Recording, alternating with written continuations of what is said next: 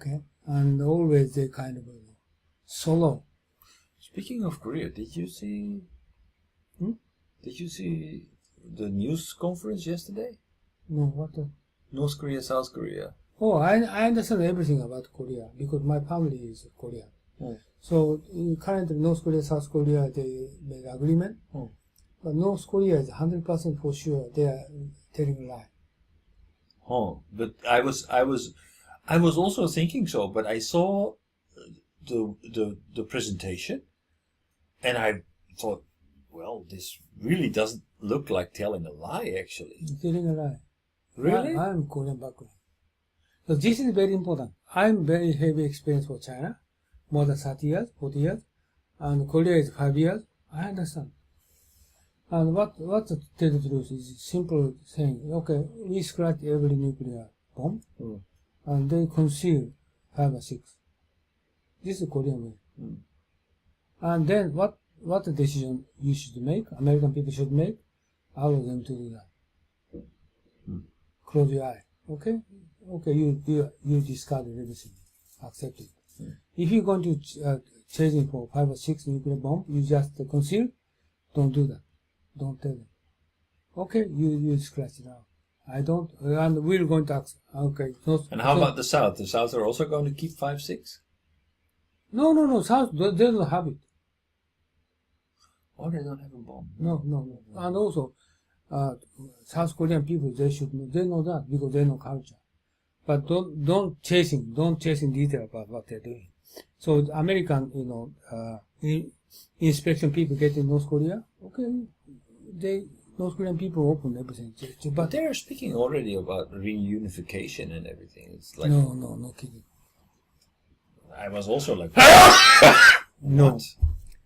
But actually, did you see it? Did you see it? It's really remarkable. No, lie. Takai-san, did you see the press conference of North and South Korea? This is his opinion.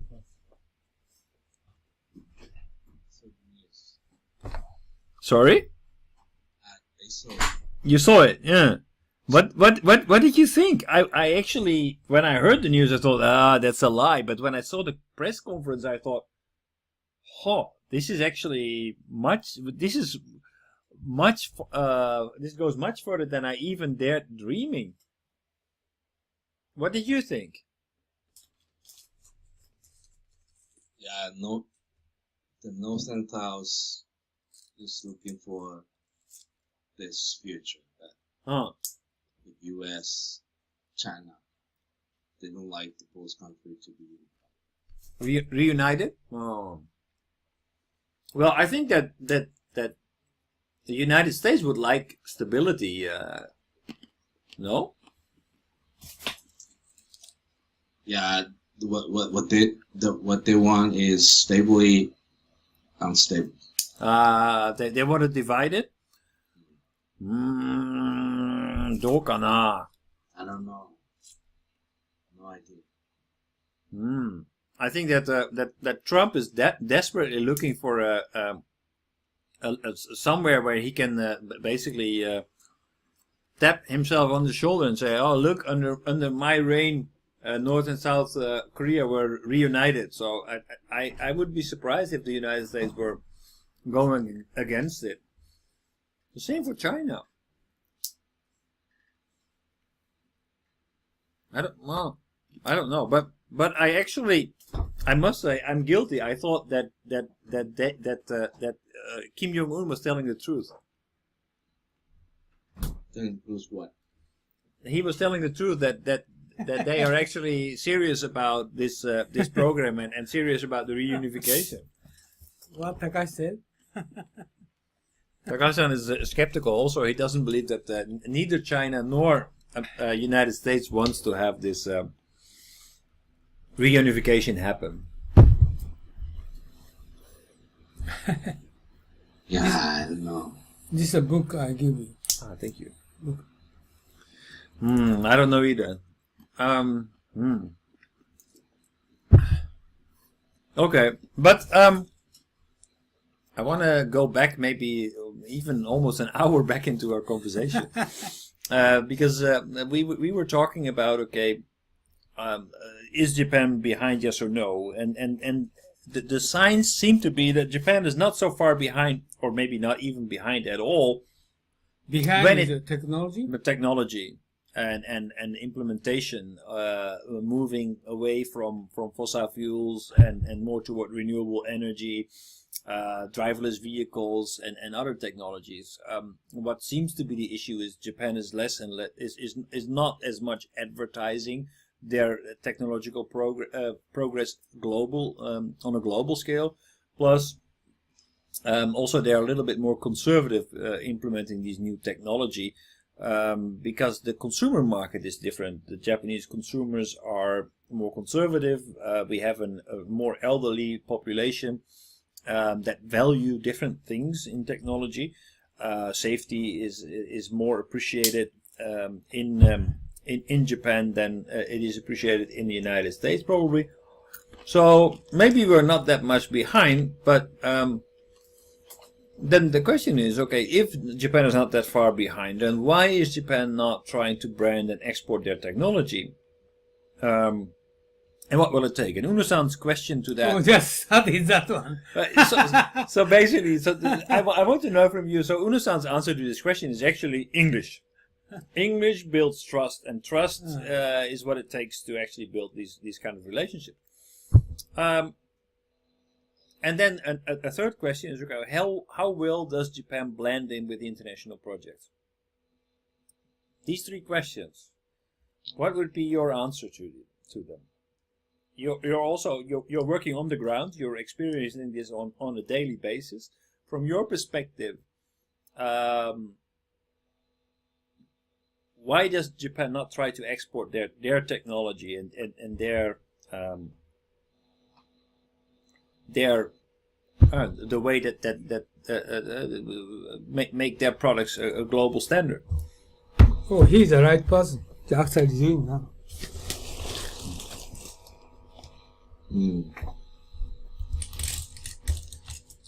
So actually, the Japanese is trying to export some project with technology. Okay.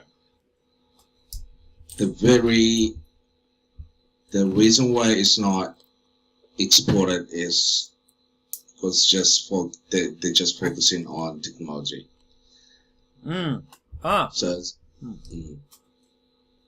So exporting the technology as a result is reasonable. But doing that export or making that effort to export technology is following the prior effort to show our respect and show our presence, show the position to do something else, something more. So, and also what the other country wants to do with Japan is not just import the technology, just developing some technology is getting much easier for them. So what they want with Japanese is not technology, so maybe probably is the way of applying technology for improving the society, right? And keeping the dignity or integrity, whereas we are losing it. Right. So what you're saying is that basically technology is a means to an end, and Japan is not involved in the end, is not involved in the motivations for those countries to actually use that technology, because it doesn't become part of the problem, of the objectives of those the countries that they're working with. Yeah, I think so. And why is that? Why is that? We're losing the sense of being Japanese, how Japanese should be doing that way, with identifying ourselves, the one, for example, the dignity that we supposed to have it before. So just, we always discussing, as we all discussing, that the Japanese are coming as one member of some companies from this division. I'm in charge of Right. this project in terms of this system. They never come out from that cage. Right. So there is no personal connection. No personal connection, no deep understanding of what they want. Right. And also they don't care about the other countries or what the other countries doing. Right. And just thinking, based on the experience in Japan. Right. Yeah. Does that also relate to the delegation of responsibilities to the people who operate locally? So they only have jurisdiction to talk about the technology and not on a deeper level negotiate about really solving problems and adding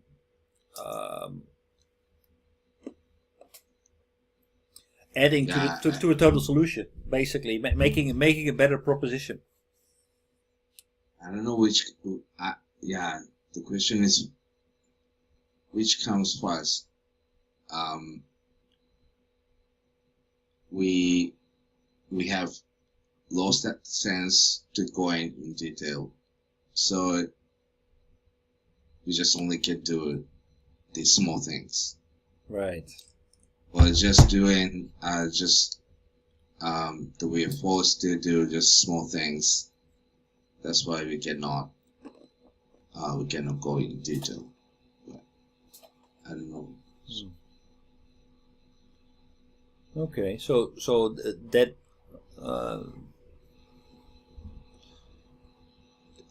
does that mean that Japan does not produce a lot of generalists, or the people who are sent out? No. Yeah, specialist journalists. There might be journalists, but in specific area, specific company. Okay, so that is at not. least they never be able to represent the country. Right. So basically, the way that we perceive a good salesman is somebody who goes out, doesn't bring a product, but comes to listen what drives other people and where they are lacking to achieve their objectives, and try to find a solution to that, to their challenges, and see if there is anything that can help them to do that. That requires language. Una-san says, okay, one of the big things here is because we don't speak the English, we cannot build trust. We were also talking a little bit about the distance that there exists between head office and the people on the ground, and how that will lead to mistrust and anxiousness, especially from people who are further away from the negotiation table, who do not see what's going on a day-to-day basis, and will try to cover their bases, will be more defensive than they would be when they would actually engage eye-to-eye, peer-to-peer. And how can we bring more generalists into these kinds of negotiations, if that's what it takes, right? If that's what it takes, if people who can step out of their box and really engage with their global counterparts and try to become part of the problem and challenge and see how they can contribute to a solution. I mean, that it will also, looking at question number 3, how well does Japan blend in with international projects? Find your place be a trustworthy contributor to a integrated solution where people from different companies, different backgrounds, different cultural backgrounds, and national backgrounds will be able to work together and come up with viable and valuable solutions for international customers. It's difficult. Yeah, the being behind.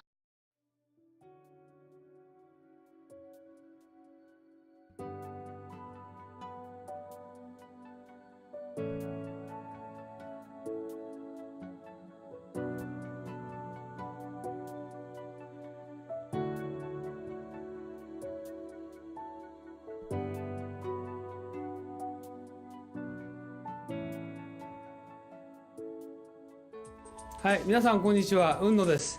今日はですね、雲野塾の研修のプログラムをご紹介したいと思います。で、こういうふうなホームページありますけれども、ぜひですね、一度中身をご覧になっていただきたいと思います。今日はブーキューブさんのスタジオに来て、この収録をしておりますので、中身はこういうふうになってて、今最近ホットなね、グローバルリーダーの定義など書いてあります。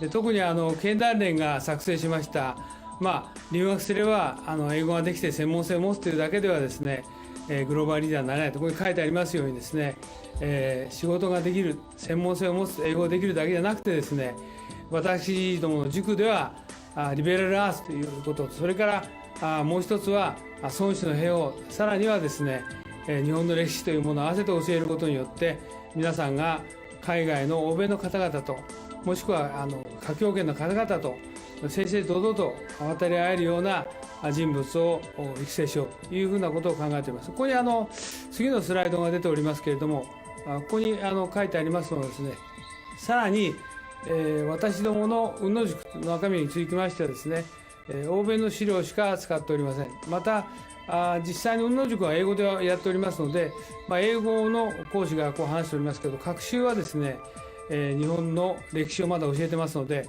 学習の午後はですね、日本のプログラムをしております。で、以前はこれ有料だったので、今はですね、実際に会場費も取っていただいておりませんで、毎回5000円ということで、朝9時から午後5時までやっておりますので、ぜひ皆さんですね、ご検討の上ご参加いただければと。英語のできない方もですね、学習の午後こういうふうな研修をしておりますので、ぜひご参加いただければというふうに思っておりますので、よろしくお願いします。で、ここにさらにですね、グループ討議とか実務の勘どころを教えると書いてありますけど、実際には私が10年ほどですね、欧米の新聞とか雑誌等をですね、集めてきた、もともと英語のベースでございますので、そうしたものをですね、50セッションのテーマに分けて資料作成をしております。